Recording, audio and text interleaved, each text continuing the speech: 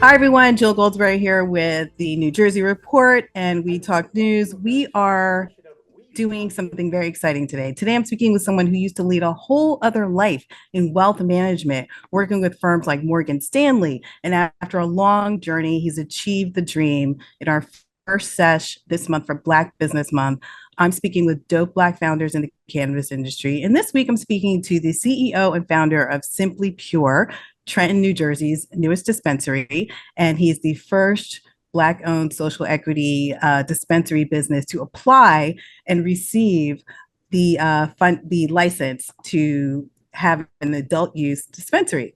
And no other, and he's also a bison, no other than Tahir Johnson of Simply Pure. Welcome, Tahir. How are you? I'm good, Jill. How are you? I'm doing great, doing great. Oh, I forgot to mention, you're also the president of the Minority Business Cannabis Association. So let everyone know Yes. that as well. Yeah. So how you doing today? How's everything going? I am amazing. And sorry I'm in the car, but I'm just coming back from my daughter's end of the summer program in Maryland. So rushing to get back to the dispensary. So stopped at the rest stop to talk to you. It's exciting because we are now coming up on our first full week after our grand opening tomorrow. But we're keeping it going and hopefully bringing people great experiences at the dispensary. But we're off to a good start. Awesome. Well, yeah. So that leads me into my first question because I was going to ask you, since you opened last week, how is it going? It's official. You're open. How have you been since the opening? How are you feeling? Man, it feels crazy because I've been working on trying to open a dispensary so long that that it's interesting to have to shift modes to actually running a dispensary. So I think this week it's really been all about analyzing what we learned the first week, making plans for how we turn it up a notch, and we prepare to just really just focus on our strategy on how we grow and attract customers, and make sure that we're running the business the best way we can. I know. Tell me about the opening, the first day. I know you had some entertainment there. You had a lot going on, a lot of activity. What was that like to finally be open and people are coming through and people are actually there? Because I know you had a lot of support in the community and throughout the industry as well. Oh yeah, it was amazing. One of the best parts about it was I didn't want to just do a 1 day grand opening. I wanted to, I for me, like being a HU alum, I think of Howard homecoming. So it made me think like this was like a homecoming celebration for me. So like at HU homecoming, you got multiple days, right? Like you might have a fashion show 1 day, the yard fest the next day, the game another day, the comedy show, so on and Mhm. so forth. So we had these different events. The first, we started out on Thursday doing a sneaker raffle. So any customers that purchased over $50 got entered in a raffle to buy a pair of sneakers. Then on Friday, I had a private VIP party with like some of my closest friends and family, like a Mhm. preview of the store, and that was amazing. Then Saturday was the big day. We had Jim Jones as a meeting for a meet and greet. Wanda, Mhm. the founder of Simply Pure, also came out from Denver. And Oh, so it was wow. just a real big celebration. And so, I mean, that was crazy. And then Sunday was actually an amazing day as well. It was our social justice Sunday on our ice cream social. Shout out to my guy Ben Cohen from Ben and Jerry's. He sponsored us to get Oh, ice I love cream. it. But we also worked with 40 Tons brand, and to do a letter writing campaign. So we got 40 postcards done that we sent out to people that are currently incarcerated for cannabis. We had an expungement clinic with the Glory Firm. And I had 11 people get expungements right there on site on Sunday. And we had an activation with Free My Weed Man, also teaching people about advocacy, and then also a jazz performance outside. So trying to bring people a lot of different cultural experiences, but even continuing that after, right? Not just doing those things for the grand opening, really being a place that people in our community can not just get cannabis, but have a different experience than what they get other places in Trenton and really in New Jersey.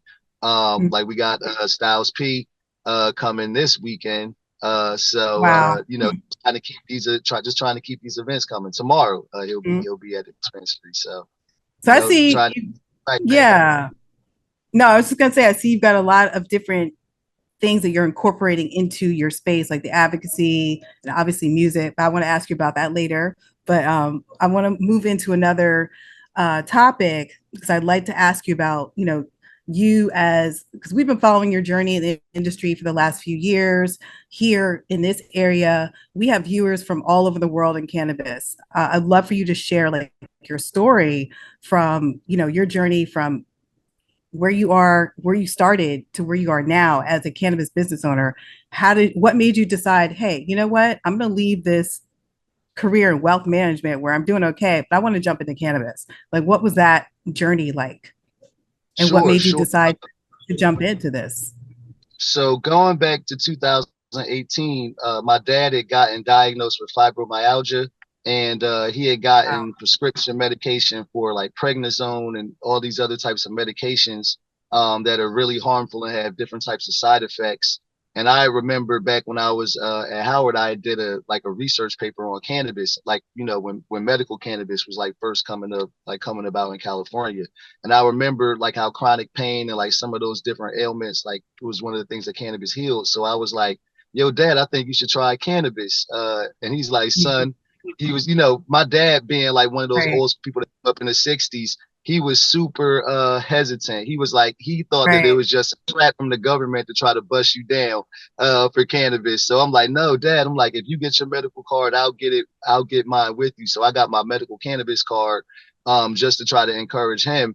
And then it kind of opened my eyes. At the time I was working in finance, but I just started looking and kind of seeing as I was researching and learning about cannabis more. I started learning about the cannabis industry and all the just the financial like the estimates of what the market was going to do and all this money being made because of being in Right. the industry. So also at the same time, I was living in Maryland. I learned about Hope Wiseman, who was the youngest Black woman to own a dispensary in the country, and she also was worked in finance. So it helped me to make the connection on how my background in finance could be useful to get into cannabis.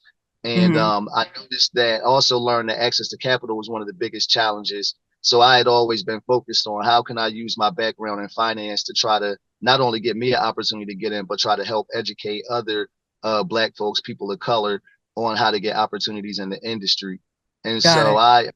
I ended up quitting my job in finance and started working part time as a bud tender with the intentions of wanting to get into the business.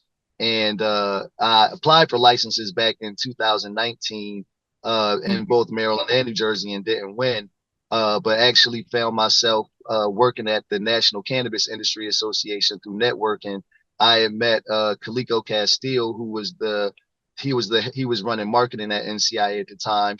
I met him at MCBA's lobby day and introduced me to the team. And next thing you know, I was working in Washington on cannabis. So that helped me to get started in a career in advocacy. So I was working, started out with NCIA in 2019. Then in 2021, I ended up going on to the Marijuana Policy Project, as well as working double with the United States Cannabis Council as well. And I stayed there until 2022 when I left to open the dispensary. So the whole most of my career, I was focused on advocacy, cannabis legalization, but specifically trying to create opportunities and make sure that social equity was always a part of the conversation and educate and give resources to minority entrepreneurs. And over that time, I got to build so many different relationships that helped me to be, just helped me to move forward and that are still paying off now. Probably the biggest of them all, meeting Wanda James, the founder of Simply Pure, the first Black-owned dispensary in the country. Um, who's you That's what? yeah. So How did you wind up getting connected with her? Because I remember when she opened, that was the biggest thing. And we were all like, "What? This woman opened yeah, this? How is this? How is this happening?" So, how did you yeah. wind up meeting her? Yeah, so I met Wanda James. Wanda James was actually one of the original founding board members of NCIA. Again, being one of the Okay. first cannabis, not only one of the first, not only the first Black operator, but one of the first cannabis operators, period, in the country. Right, like Simply Pure is 15 years old, and even before this, she's been in cannabis since the medical days, in Colorado, and Mhm. transitioned to recreational. So it's definitely a very well known brand. But I was doing a webinar for NCIA, and I saw her in the like in the chat, like she was attending it live. And so Mm. I sent her a Facebook message, and we talked on the phone, ended up talking on the phone for like 3 hours. This was long before Wow. ever, before I was thinking of applying for the dispensary. This is when I was still in advocacy, and we became Mm. good friends. I flew out to Colorado a few times to hang out with her and her husband, Scott. But so it started out as just a friendship. But then when I Mm. decided that I wanted to have a dispensary, I like for me, I like wanting to everything I do, just live the values of what I had been working on and Mm. what I had seen and I thought was important in cannabis. I knew that she had the goal of, building, I guess not what you call a franchise, but having more Simply Pures and working with other entrepreneurs. And so Right. I want to very much like show that Black collaboration and really take from her wisdom in this amazing brand, and be able to, rather than start my own, be able to work together with her to make Simply Pure, a household name and the biggest brand and go across the country. And so that's been an honor and a blessing to do. And so, I I started gotta, Simply Pure in listen, 2022. I want to stop Yeah. you because at that time you weren't even, just to clarify, you weren't even really thinking about opening a dispensary at that time. That was, Oh you became no, no, friends, you were because talking. yeah, because again, I had already applied for dispensary licenses and lost. Like there was no legalization on the horizon or even opportunities to open a dispensary. So Got it. again, we were just building that relationship and became friends. And then fast forward like years later, when it was time to open a dispensary, she was it was a natural thing, right? Like just to do Mhm. business with. Not only do I have a brand that really means something. Simply Pure is a place that I've known, Black folks going to travel all over the country to visit. But also it's Right. like what it stands for, being the first Black owned dispensary in the country. And then what my goal was to be the same in New Jersey. Again, from a mission and value standpoint, we were so much in alignment, so it was just a natural fit to be, to carry that banner. And then Got it. also for her, like the level, for her, I think also, with Simply Pure being a brand, it's like her baby, right? Like something that she had been, just hers, right? For all of these Right. years, have somebody that you can trust to know that, that they will take the same care of it that you would, right? Like I love this as if I created it. I think that was important for her as well. Right. And so you're like carrying on the name over here on the East Coast and really like, I guess you'd say passing the torch, just passing the torch on to you. So, Absolutely. yeah. And so moving along to now that we have finally, as you know, Schedule 3 is on the ballot. You're a bison. We have a new vice president running for the highest office in the land. And I'm wondering, the cannabis industry now, you know, we all need to get behind this because Schedule 3, she, from what I understand and from everything we know, she is one of the catalysts to remove cannabis from where it was to Schedule 3. And, I'm wondering how you feel about that. What do you think the cannabis industry needs to do to kind of motivate and make this really happen? Because it's not solidly on Schedule 3 yet. What can we do? And what do you think is, what do you think that we need to do as an industry to support her, Sure, to sure. support Well, efforts to first, keep cannabis legal? first I'll say, making that cannabis should not be that no one should be in prison for cannabis was something that Joe Biden ran for on his platform and that she was a part of in her platform as vice president. And so I appreciate the fact that they took the step to reschedule, and I think it's a great step in the right direction. But I think ultimately, we all know that what people want is for cannabis to be descheduled, and we know that cannabis should be descheduled. One of the benefits of rescheduling, of course, as an entrepreneur, I certainly appreciate. I mean, very much. I think the impact of 280E not being there because cannabis not being a Schedule 1 drug, I cannot say enough how huge of an impact that is for cannabis business entrepreneurs to not have the burden of that tax. And so I'm hopeful of what that will do to allow businesses to be able to reinvest money back into their communities and take those dollars and do other things and also grow.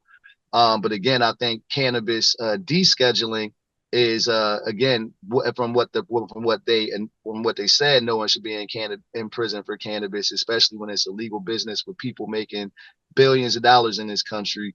Right. But I believe that President Kamala, I was already saying President Harris, man, getting my Right. work, Right. my Right. getting ready to say that. But I Projecting. definitely think, yeah, I definitely think Vice President Harris is certainly more progressive on cannabis than President Biden was, right? Mhm. Like you said, she was in with her in her time in the Senate, she was part of different bills and supportive of different bills to fully legalize cannabis. And so where Biden wasn't President Biden wasn't quite ready to fully, it seemed doesn't wasn't quite ready to fully go that far. Because Right. again, I mean, think about it, he's an older politician. He came around to being against the war on drugs, but again, being of a different time, he had to take pushing to get there. And we've seen Kamala Harris be supportive of cannabis. And so, based on her track record, if she were to be in the White House, she would be the most progressive first progressive Right. president that we had on President. cannabis based on their track record. So I think that that's something that the industry should get behind.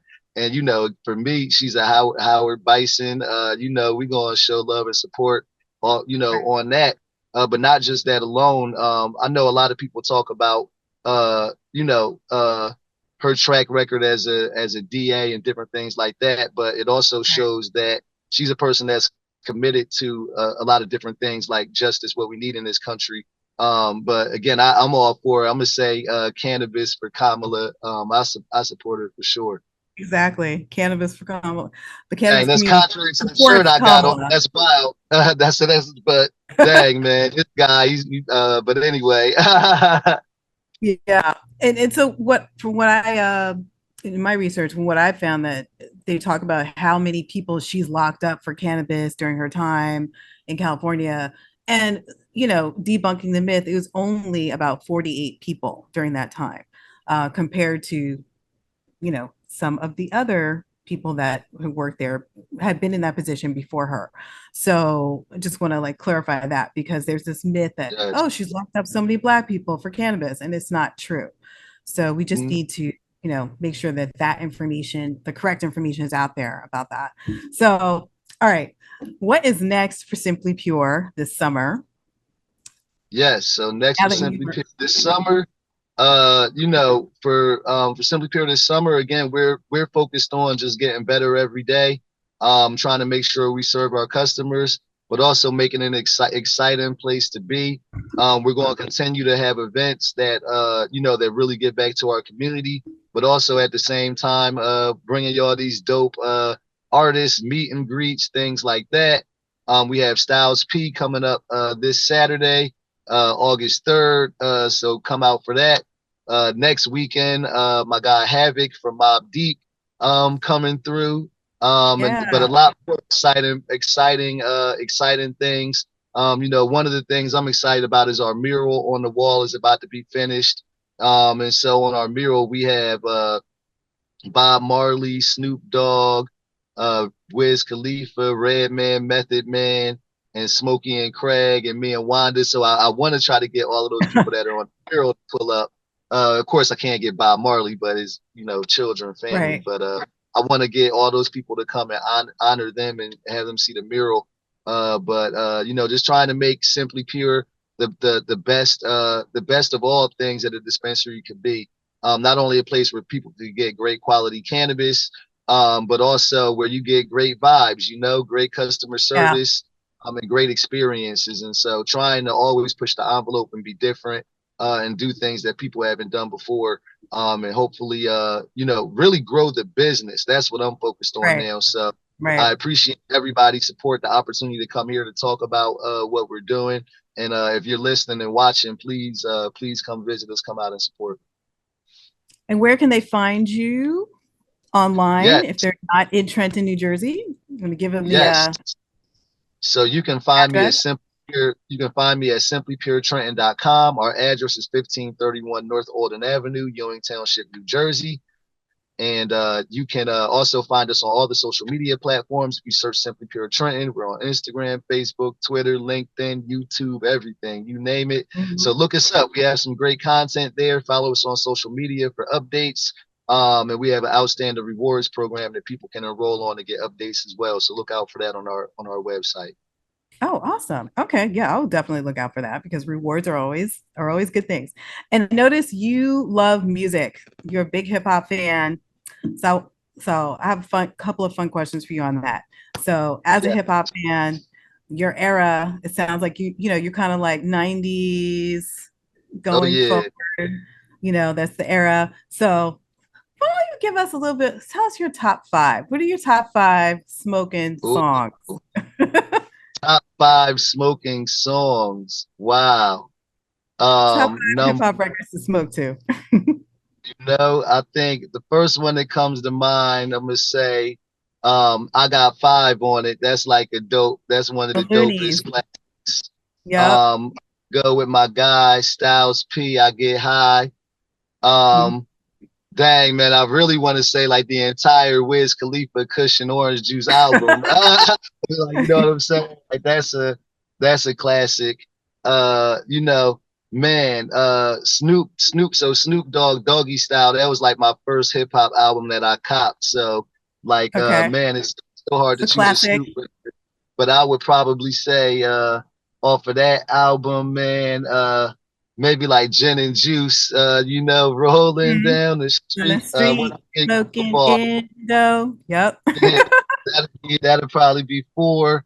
And then number 5, man, I'm gonna go Dr. Dre. What that explosive, the way that beat, like that is dope. I'll probably give those like my top 5 if I'm coming right off the top of my head. So you're kind of a mix of, you kind of really leaning towards the West Coast vibes, though. Okay, I like that. I grew up off of Snoop. Like my favorite rapper of all time is Jay-Z, but he didn't really have no smoker music. It's hard to my other like favorite person in hip hop. I really can't even say his name no more. He's like banned for life. But my nickname used to be Todd Diddy. So you can read between the lines of that. I remember that. I remember that. The Todd Diddy days. That was my favorite era of music, man. Like that I really love. But all of that East Coast to West Coast. We can't deny it. That was a time. It was a time. Can't deny it. Definitely was. It was a time. So, all right. Well, thank you so much, Tahir, for talking with us. And I enjoyed having this conversation with you and also talking music. Hopefully we can do this again as things move further and we can talk more and check in more with Simply Pure and see what's going on. Thank you so much and wishing you all the luck in the world with Simply Pure. And hopefully, we'll have them all over New Jersey. So yes, ma'am. Let's get it. From your mouth to God's ears. Right. Yes. Thank you so much. We are Pro Cannabis Media.